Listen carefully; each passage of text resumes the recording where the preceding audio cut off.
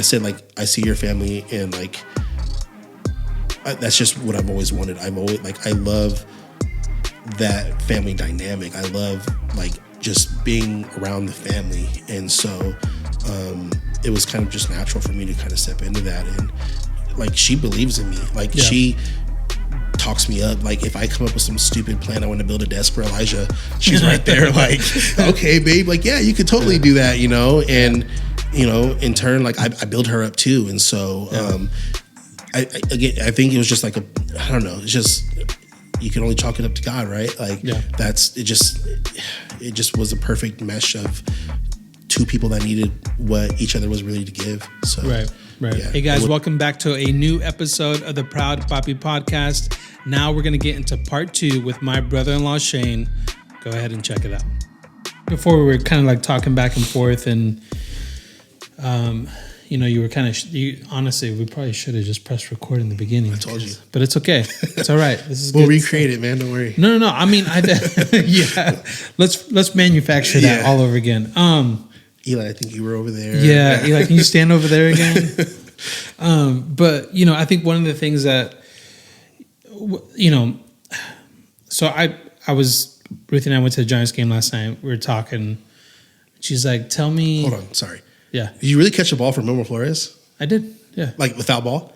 It wasn't a foul ball. Oh. It was the balls that they used to warm up. Gotcha. And so he tossed it over. She made it seem a lot cooler. I know she did. I was like, all right, babe. But I didn't stop her, though, either. Yeah, no, for sure. I was like, did he bring his glove? Like, whoa, that's pretty impressive. Caught it barehanded. Oh, there you go. But he tossed it. It still hurts. Those balls are pretty heavy. Sure, and he had to throw it over the net. So he had to throw it up a good 20 feet, 30 feet. And luckily, it was the first inning, too. So there was like nobody in our section. So I was just like, oh, sweet. Got a ball. Sweet. Yeah, so, but we're on our way down, and we're talking about tonight, and she was like, you know, so tell me, like, what are you going to ask him? What you guys going to talk about? And I was just, you know, thinking through some things, and then she's like, you know, what about Shane? Like, and not saying like that you shouldn't come on, but why are you bringing Shane on? You know, like what are things that you want to? What is it about him that you want to kind of show?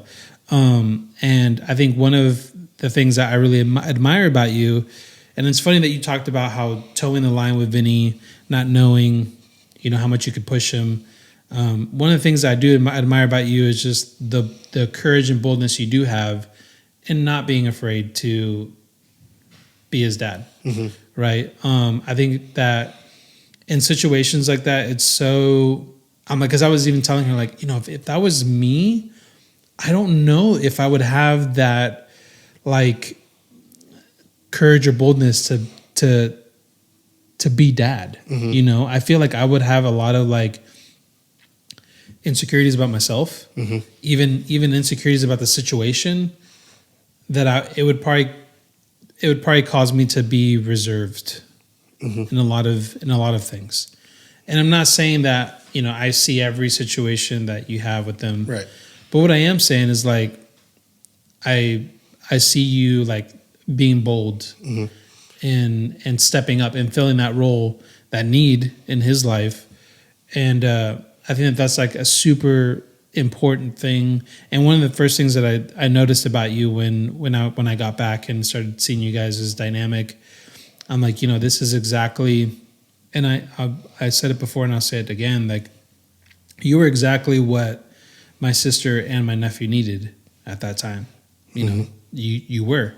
Now, not to say that you're like this perfect guy that had his life all figured out and stuff, but what I am saying is like just your demeanor and your personality and the leadership that it takes to lead a family. Like you have that. Mm-hmm. I've shared on this podcast plenty. Like when a dad becomes a father, you know, there's this like, we talked about it, like when you held Elijah, it hit you. Same thing. When I held Abel, it hit me like, okay. Yeah. Figure it out, man. This is the real deal now, dude. Yeah, like I can't return this. Yeah. This is not a sack of flour or a fake little doll. This is the real thing. Yep. And there is, and I believe this like endowment, you know, like this, like almost like out of body spiritual endowment of like your dad and what that means. You feel the weight of that as soon as you hold that child. And for some guys, it doesn't click. You know, it doesn't click at all. Not everyone's meant to, you know, carry that burden, man. You know, but I also know the struggle of like, you know what I mean? Like doing in the grind, like every day. So I just wanted to say, like, you know, that's one of the things that I admired about you is that you, whether there was hesitation, I don't know, but it doesn't look like there was any. And I think that that's really cool that you were able to just kind of step in and be that, because again, my sister and my nephew, they needed that. Yeah. And so, just wanted to talk you up. Hey man, I appreciate that a lot. Like, and you know, there's two parts coming at you right now. One, I mean, there is hesitation. Yeah. Like, right. I'm just really good sometimes at like masking that. Right. And I think part of that goes back to my childhood of bearing everything down. Like, don't, you know, conceal, don't feel. Like, let's just throw it out there. But no, like I've always just had to like, I had to outwardly exude confidence because inwardly I didn't always have it. For sure. And so it was a lot of fake it till you make it for me. And then sort of when you start to act a certain way, after a certain amount of time, you kind of just start to live into that, right? And so that's where a lot of that comes from. And I mean, again, I just feel like I can do anything anyone else can do in this world. You know, like I would never set a limitation on myself. And part of me being able to step into that role for Narcy and Vincent, a lot of that came from her allowing me to do that as well. Right, right. You know, we didn't necessarily have conversations about how this is going to look like, but we both kind of it just came naturally. It's like we have this synergy and this like our dynamic is just like we both know our roles and know what we want from each other, and we both live into it. And so, you know, she's the nurturer, by far the better nurturer than I am, and she allows me to be the patriarch, right? Yeah. She allows me to make the decisions. Sometimes I don't want to make the decisions. Sometimes I want you to tell me what we're going to have for dinner. But, you know, like she allows me to do that. She gives me that stretch of road to walk that path. And so, it was hard to figure out what am I going to do with Vinny? How am I going to live into this situation? Because very easily I could have come off too strong, too aggressive, and had him shut down and not like me. I mean, part of it is a testament to Vincent as well. Like he's probably the most emotionally intelligent person I've ever met in my life. Like, and he's 8. Like he's so in tune with other people's feelings, and like I can't hide anything from him. He calls me out on it a lot. I have to like, nah, bro, you know what you're talking about. But like he's really good at that. And so I think unfortunately there was a void that he wanted filled, and I kind of just stepped in at the right time.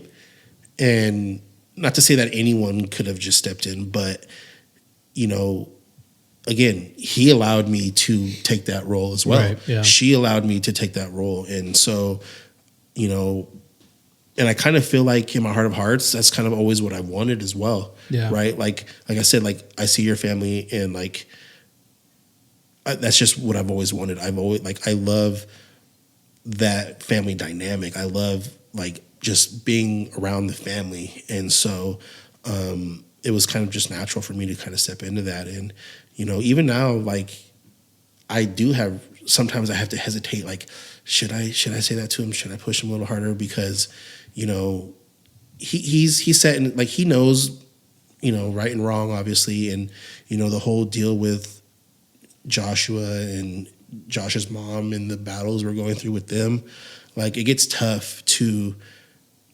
manage his emotions coming back from a lot of that, because they're emotionally, like, he's emotionally drained when he comes home. And then, you know, just sometimes, you know, having to figure out a way to, I kind of feel like bring him home, because he comes back, but he's not back. Like, and I think sometimes he probably just needs to go in the room and decompress and change his clothes and come back out, you know. But yeah, again, like I'll sum it up to your sister just allowing me to be that and be a father to him is kind of where that all stems from. Yeah, yeah. I mean, for sure. I think it. You know, again, like I know that you're exactly what they needed, and yeah, for sure, it's her giving you that stretch of road. It's Vinny. And they're what I needed. Right. Like, let's not confuse that at all. Yeah. They are what I needed at that time too. Like, I needed someone to believe in me. I needed someone to have that faith in me. Like, yeah, I have it in myself, but again, part of it was sort of like a mask, And so having someone that just, like, she believes in me. Like, she talks me up. Like, if I come up with some stupid plan, I want to build a desk for Elijah, she's right there like, okay, babe, like, yeah, you could totally do that, and in turn, like, I build her up too. And so I think it was just like I don't know, it's just, you can only chalk it up to God, right? Like, it just was a perfect mesh of two people that needed what each other was ready to give. So right. Yeah, it wasn't just me stepping in for them. She's stepped into my life as well. Yeah. That's good, man. So Elijah is how old now? He's going to be 14 in May. Wow. Yeah. He's going to be a freshman next year. Jeez. Yeah. So what's that like, dude? A teenager? I don't even know. I'm not even, I mean, Abel's going to be 10, but in October, so. He's going through it, dude. The puberty's kicking in. Again, like, this is all new ground for me. For sure. Like, I still feel like I'm 25 years old. And, I have to remind myself I'm 36, man. Like, in my mind, I'm still a kid too. And so, he's getting the peach fuzz right here. And the other day I went in his room, he had his arm up. There was some pit fur in there. Yeah. And I'm just like, dude, what? Like, what's up, man? Yeah. Like, and so he's just like, what's up, dude? And just like, but it's just so funny because, like, I see him as one way, but then he's still such a kid at heart. Yeah. Like, he's still such a little goober. Like, just, the things he does. And, and I think your sister does a really good job of bringing me back to center, because I like to veer and I put a lot of pressure on the kids to strive to be great. Yeah. Because I see the greatness in them. And she does a really good job of bringing me back and, like, dude, they're kids, man. Like, let them run around in his underwear. You know what I mean? Like, things like that. And so I have to, I have to get pulled back in times. But yeah, he's going to Slater. He's going to Slater now. He's going to be at Montgomery next year. Like I said, he's going to Puerto Rico for a week on this trip. He's doing his thing, man, and I couldn't be more proud. I had to get on him the first semester because his math grade, like, was terrible. Yeah, and it was like the first, like, C he's ever gotten, and not that the C, I guess, is terrible, but yeah, I just, like I said, like, I know you, like, I know what you're capable of when you apply yourself. And so managing him,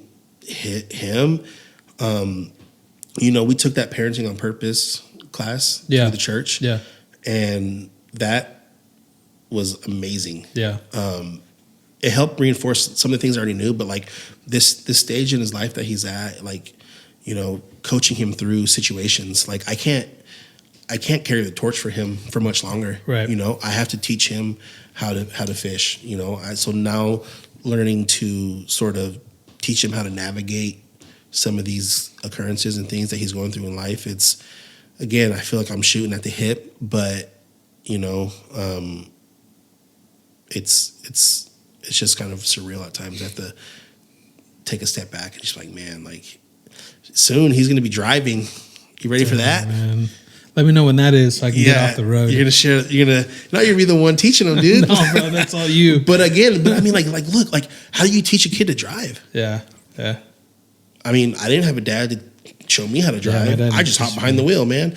Like, what about, like, I know he knows about sex, right? And so, but, like, having that talk with him, like, I've kind of touched on the subject before. So you haven't talked to him about sex? I mean, I have ish, because I don't know if I should put him on blast here or not, but is he gonna watch this, you think? I don't know, but like I went through his phone one time and saw something in there that I was just like, dude, come on, really, man? Like, Yeah. And so just like, yeah, so we kind of touched on it then. Yeah. And it's just like, but I don't know what to do. Like, I don't know how to navigate that. Like, no one ever had to talk with me. And so like a lot of these things that I never had growing up, these milestone achievements, so to speak, right? Like, how do I do that with him? And so at times he's my guinea pig. Yeah. And so I know when it comes down to Vinny and Gabriel, like I'm sure I'll have it nailed down by then. But like, yeah, man, it's just like. Well, the scary thing is like touching on the whole, sex thing. Like Ruthie and I have been having conversations recently. Like we think we're gonna have to talk to Abel like soon, because the last thing that I want is for him to get like this idea about sex, and it's wrong. And not just about, what as like Christians we believe about sex, but just also just because there's so much to it when it comes to, should we look at sex like a bad thing, or is it a good thing? Is it something that I should want right now? Is it something, or why should I wait? Like those type of things, like those are conversations that I want to have with my kids before school starts talking about it, Right. Well, they do it early, man. No, and that's what I'm saying. Earlier than you think. And that's what I'm saying. Like I want to have, and that's why I'm like, Abel's going to be 10, and I'm like, man, a part of me is honestly dreading it, because I'm like, I feel like 10 is so young, right? Like I feel like 10 is. I'm like thinking about the things that I was doing when I was 10. Bro, I'm like, I'll tell you the stuff these kids say at school. Oh, I know. Especially you get the ones that have older brothers and sisters. Yep. Like there's stuff that Vinny's come holding and told me some kids at school are telling him. And I'm just like, bro, like I don't want to do this with you now too. Yeah. Like, come on, man. Like it's tough. I just know. I don't know if you guys are planning on getting him a phone anytime soon. But I haven't talked about it. Yeah. I mean, I think Elijah got his when he was 10, 11, so we haven't talked about it. Yeah, but I mean, don't do it. Don't. Yeah. Don't. I mean, they make those phones now where it only has like a couple numbers in it or something. But I would, if you're asking me, don't give them a phone. They don't need one. And so there's just more bad will come than good for sure. Right. Anyone he needs to talk to is at his house. Right. But I mean, so I feel like sort of that's one of the mistakes I made, and sort of some of the stuff I probably should have taught him. He's probably learned reading it online. Yeah. Stuff like that. So, just shaky waters, trying to stay afloat, man. Yeah. So now that you've been a dad for gonna be 14 years now, like, what's some like pieces of advice that you'd give to 22-year-old Shane? Don't do it. No. Don't have kids. Yeah. Stick to your original plan, man. What was your original plan? Dude, I don't know. Just to be selfish forever. Yeah. Because you didn't plan on getting married either. No.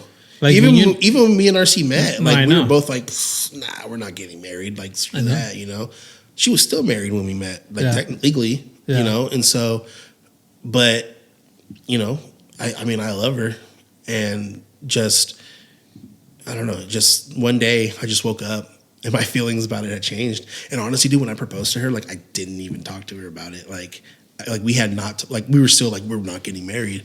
And then when I proposed to her, like it was just like, she was, you were there, and she was just like, what? Like, you're joking. I'm like, nah, like, I'm surprised she said yes. Yeah. But yeah, I mean, I don't know. It just felt right. And I remember I asked your mom and dad for their blessing beforehand. And like your mom started like bawling, like she's crying and stuff. And like your dad even got like emotional. I was like, I've never seen that before. Like, that's cool, Yeah, and it's very rare. Yeah. And so almost as rare as the eclipse right there.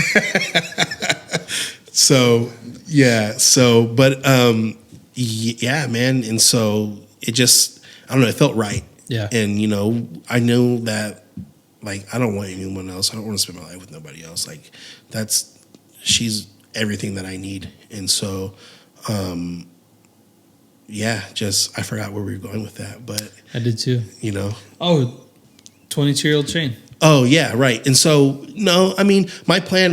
What my plan was. Yeah. And so I don't know. Like if I could, I wanted to travel. You know, like any kid does, right? I wish I would have taken advantage of having dual citizenship and like going and live in Europe for a while and things like that. Yeah. And so, but what I would tell him is, you're gonna fall down. Continue to pick yourself up. You know, just do everything with love in your heart, and you won't go wrong. You know, I had some notes written down, and now I'm spacing when I'm on the spot. Well, let me help you here. So, like something that you said that you would tell yourself is to learn a trade. Yeah. Oh, right. Exactly. And so I just, you know, at that time, 22, I could have went and been an electrician. Yeah. You know, and by now, 14 years in, you know, would have been calling some shots or something by now. And just, you know, and that's something that I'm trying to teach Elijah too, is like, you don't have to go to college. Yeah. You don't have to go that route. You don't have to put yourself in that debt. Like there's things that you can do to sustain yourself, learn a trade. Right. Trade work is good work, man. Like we work with tradesmen all the time. Yeah. And so, you know, there's just so many other options out there than the beaten path that school tries to drive into your head, which is go to college, take out loans, do this, and that. And so that's one thing I'd probably tell myself for sure is just like, there's ways to make money in this world without. We were having a conversation about that like a couple of weeks ago where, like I asked Eli the question, like, how do you feel about sending your kids to college? You know, and for me, I was like, I'm going to let them know that college is not the only way. In fact, I would, if you don't know what you're doing, it's not the way to go. Right. You need to have your stuff like in order, you know? I mean, not only like what you're going to study, but how you're going to go about it, have a plan. Like if you don't have a plan, don't go that way, you know? A lot of people get useless degrees or they don't do anything with them. But I mean, 100%, dude, like, you know, Mark, Elijah's mom's boyfriend. I don't know if they're engaged or not. I should probably know that.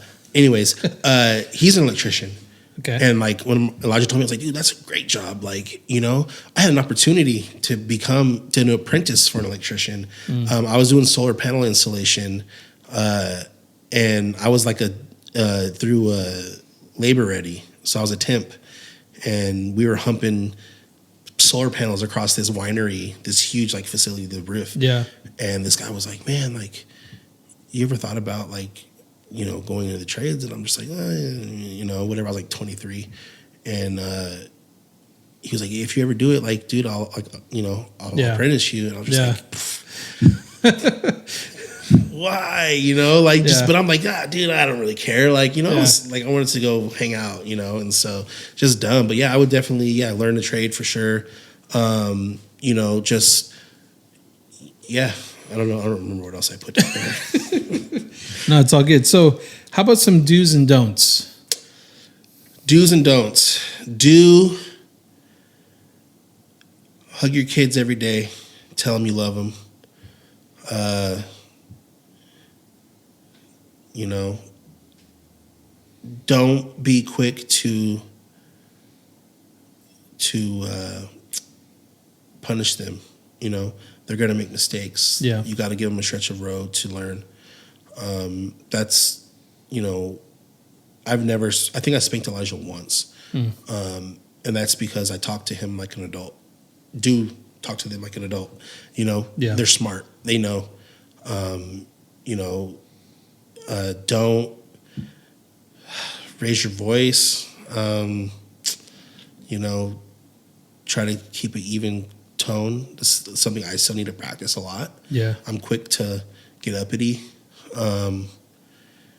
and you know, just I don't know. I keep coming back to just do everything with love in your heart. You know, and that's just I don't know. I'm living into that, I guess. Yeah, a lot these days, and just you know, feeling that I can't fail when I do that. So yeah, that was kind of a chopped up answer there. But no. I mean, it's good. I mean, I think, you know, there's a lot of like, you know, I sit here and I tell myself, like,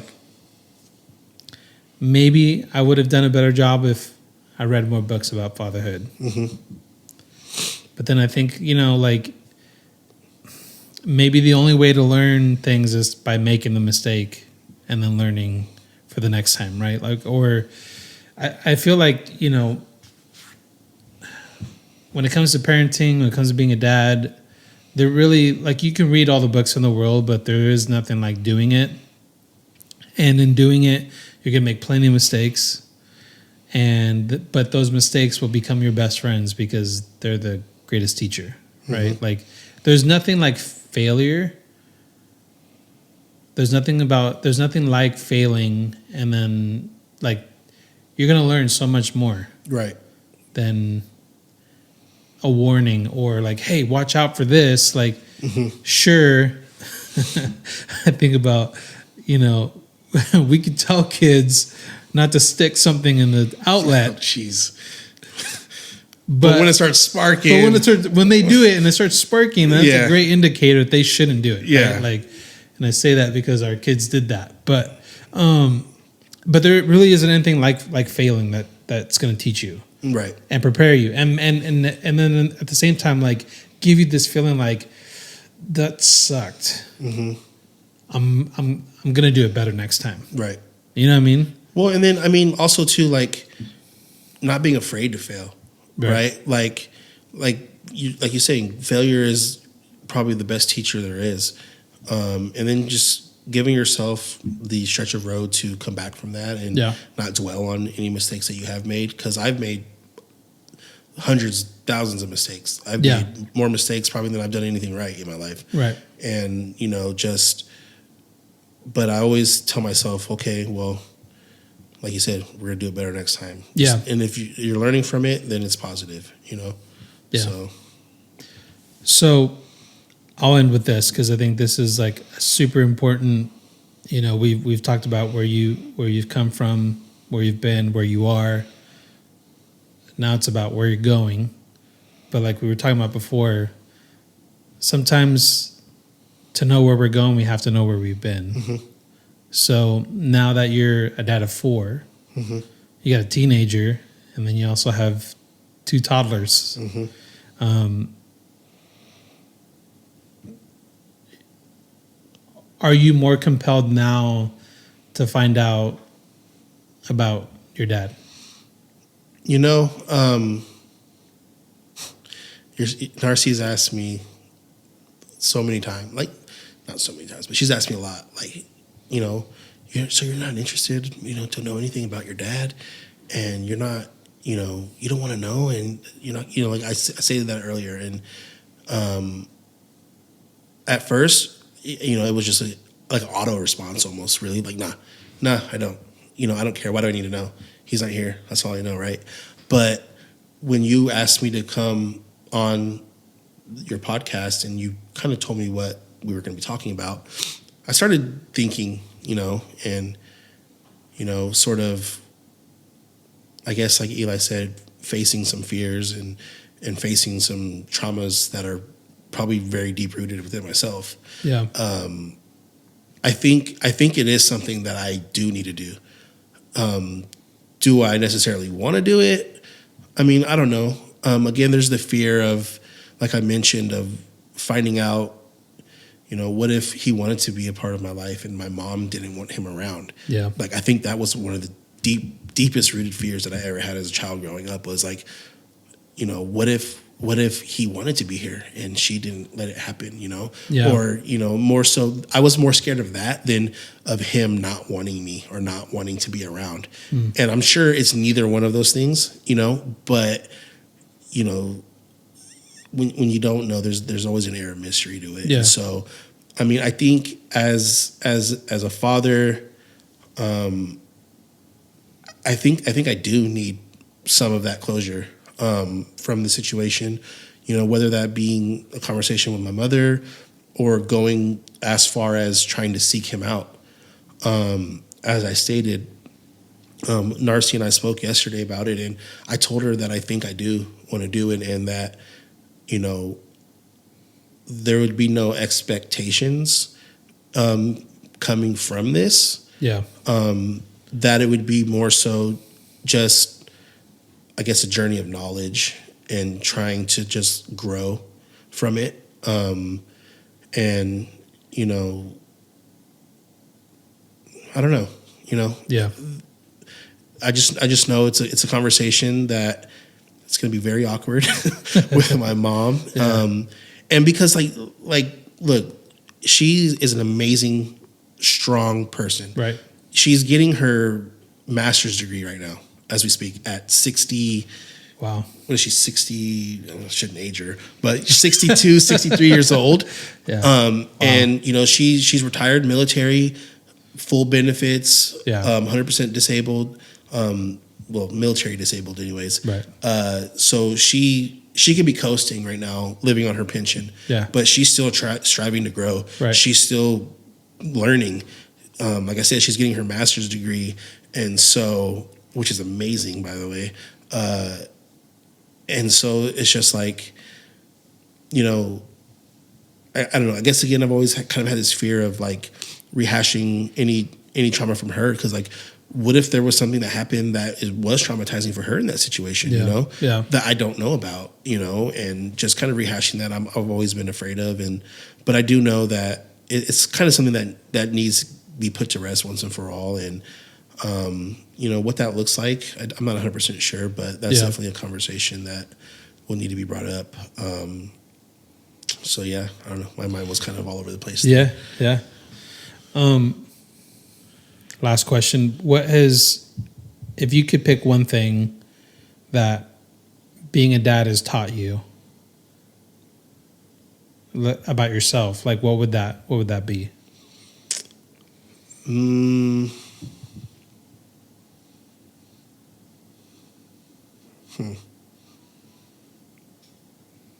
That I didn't nearly have as much in life figured out as I thought, you know, and just that there's always room for growth and improvement. You should always be looking to learn something, and that's kind of where I'm at in my life. Like I stated before, I'm blessed enough to be able to work and allow Narcy to stay home with the children during the day. And it's kind of put me in a position in life where like I can want to continue to learn and grow, and even outside of like professionally, like just like within my spirituality now, like starting to go to church and really learn about God and just all of these things that I didn't know that I wanted to even know, you know, and just so I would say that just the fact that there's so much more learning I want to do that I had no idea, and just continue to work towards that, you know, so I can be a better man all around. Right. Dude, thank you so much for coming on. Yeah. And doing this. I know this is kind of takes courage and to come on and share, but I appreciate you doing it. And well, you know, I mean, if it can help anyone, you know, that's what we're here for. Yeah. And so, you know, I'm sure there's going to be some editing that needs to be done because I get kind of scatterbrained at times, but no editing, right, Eli? We don't edit nothing here. No, okay, And so, you know, I should have been on that side to get my goods. This is my good side over here, actually. But we expose the real sides. There you go. So, no, you know, just it was fun, man. Like I think it's awesome that you do this, you know, and like again, like there's just so much from like your family that just like I just want to take, like you having interests outside of work. Like I used to like just dude, it's weird, right? Like it's just nothing that you really think of, but like I would just like go to work, go home, like watch some basketball and like hang out with the same two friends. But like now I'm like I do my little woodworking on the side. Like I found a hobby that I'm interested in and kind of working towards, and like just seeing you guys kind of build like this, it's awesome, man. And like, dude, like keep going, man. Don't stop. Yeah. It's super cool. Well, you know, stuff like this comes from, you know, really taking heed to what we've been taught, you know, and that comes from Papa. Really, it does. And that's in being in service to people. Right. being in service to God, but being in service to people. And if there's one thing that I know, he would always tell me is like, serve people. You know, whatever you can do to help, like, do it, because that's what God wants you to do. Right. And that's what he did. You know, he'd be the first one to tell you, like, he didn't know a lot.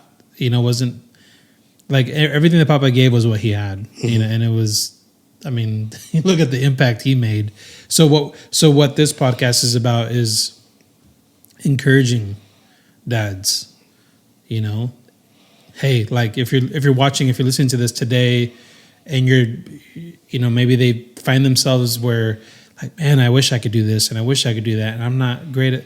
Well, today can be different. You know, like, it doesn't have to be like, forget about yesterday and do differently today. Right. You know, because we've both shared it, right? Like, fatherhood is it's an honor. It really is. It's a privilege to 100% to be a dad, to be a father, to raise kids. So like, step into that, you know, like, is it hard? Is it yeah, is it hard? It's hard, you know, and it takes a lot out of you, and it's a sacrifice, really, but it's also a joy, you know, to see the joy on my kid's face of something that I did for them. And usually it's the smallest things that you do too that they take the most away from. Yeah. Right. And so, I mean, yeah, I agree 100%, dude. Just being, it's an honor and a blessing to be a father and to mold these humans and these people and teach them to strive for greatness, you know. And so I'm going to give it my all. Good. So appreciate you, man. Appreciate you too. Thank you. Hey guys, I enjoyed my time with Shane. You know, we are brother-in-laws, but I really enjoyed him sharing his story. You know, something that he said about fatherhood and what it showed him was that you're going to make mistakes, but the important thing is showing up. It's being present and trying your best. So let me ask you, what is one thing that being a dad has showed you about yourself? Let me know right now in the comments. And if you love content just like this, you have to subscribe to the channel, because we drop new episodes every week, and it's all about fatherhood. I hope you guys have a great week. Until next time, peace out.